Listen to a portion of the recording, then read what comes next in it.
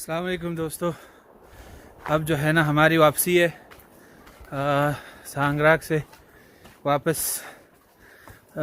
चितला पहुंच गए हैं। चितला से अब जो है ना सीरवात होगा और फिर मंडाल और फिर फुलफाम या ज़ियारत किले और सुबह को फिर रवानगी है।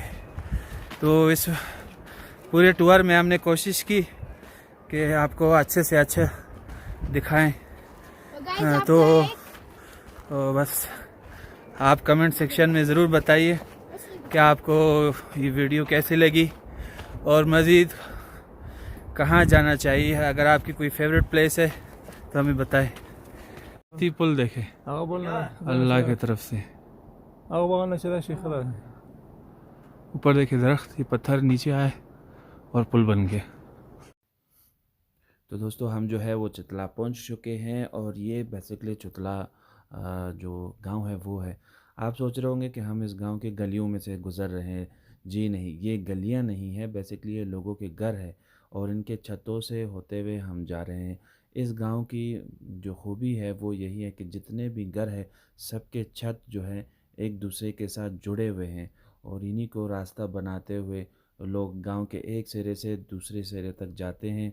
जैसे कि आप देख सकते हो कि मेरे आजू बाजू जो है घर है, तो मैं सही से फिल्मा नहीं सका क्योंकि वहाँ लेडीज़ थी और लेडीज़ काम करते हैं। तो मैं जितना मुझसे हो सका मैंने उसको फिल्माने की कोशिश की।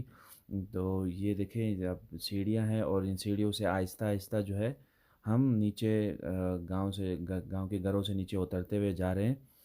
और इसी तरीके से हम एक गांव के एक सिरे से आखिरी कोने तक हम जो है वो लोगों के घरों से होते हुए गए हैं, लोगों के घरों के छतों से होते हुए गए हैं बेसिकली। तो ये गांव जो है वो बड़ा इंटरेस्टिंग गांव, ये चीज़ मुझे लगी। तो मैंने सोचा कि मैं आपको दिखाऊं, वो उम्मीद है कि आपको पसंद आएगा। तो ये थी इस गांव की खासियत।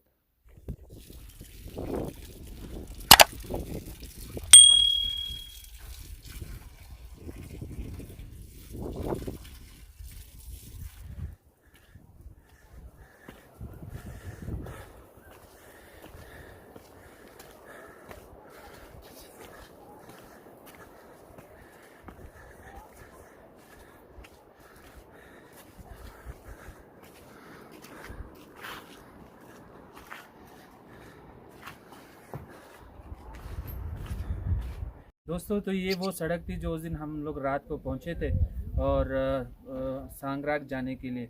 ये सड़क आप देख सकते हैं कि किस तरीके की सड़क है। यहाँ पे कोई आम गाड़ी नहीं जा सकती है। यहाँ पे किसी भी गाड़ी का जाना मुश्किल ही नहीं, बिल्कुल नामुमकिन है बगैर किसी हाइलक्स की गाड़ी का। हाइलक्स की गाड़ी ऑलरेडी जो है ना उसकी डिग्गी में तकरीबन 1 से 1.5 टन वज़न होता है और तकरीबन 10 से 15 बंदे बैठे होते हैं। उस दिन रात को हम यहाँ से जो है पैदल गए, गाड़ी में जाना हमने मुनासिब नहीं समझा।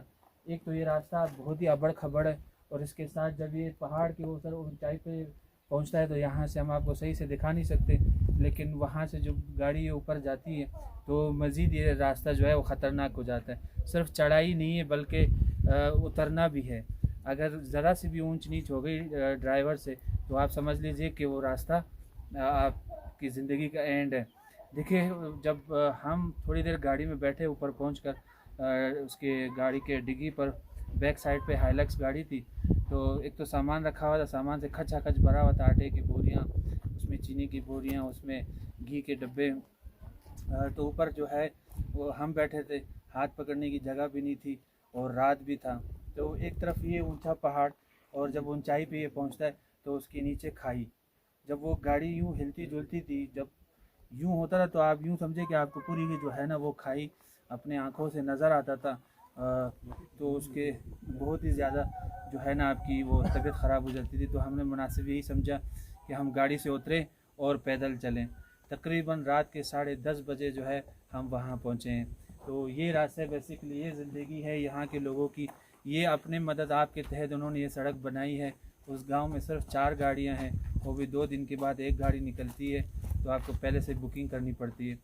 तो ये सड़क मैंने अपनी ज़िंदगी का ख़तरनाक तरीन सड़क पाया। यहाँ किसी भी वक्त किसी भी पल कोई भी हादसा हो सकता है। उसमें औरतें भी थे, उसमें बच्चे भी थे, उसमें जवान भी थे, उसमें बूढ़े भी थे।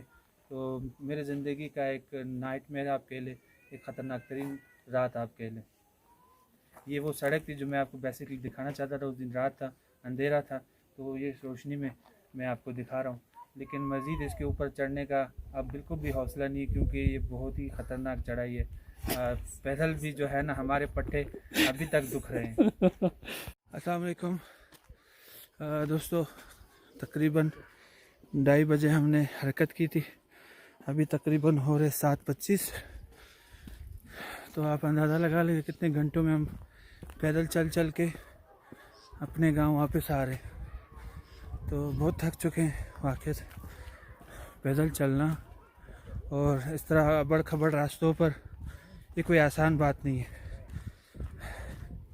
बहुत थक चुका हूँ, लेकिन ये अपने आप में एक एडवेंचर है। आप सबको मेरा गांव दिखाना था, इसे ज़रूरी था।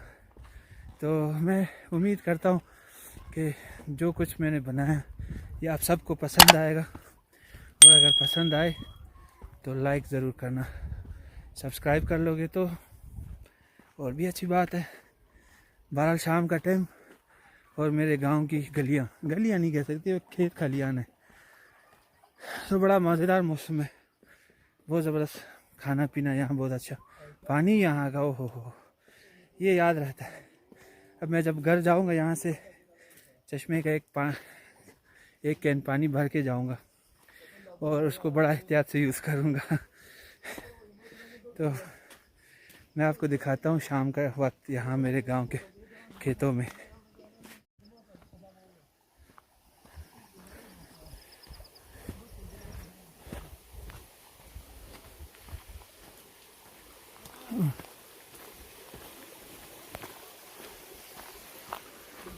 मुहिब देखो आगे आगे जा रहे।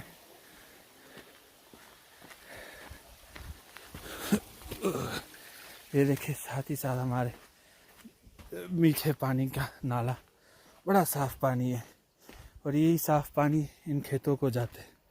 ये देखिए हमारे पूरे गांव में एक ही एंटीना है और वो ये है।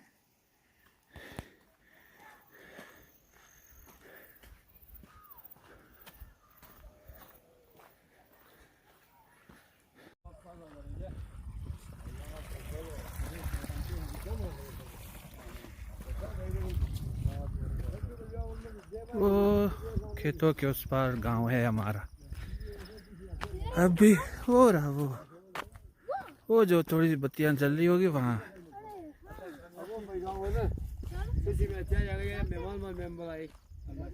ये पत्थर देखे खेतों के बीच में।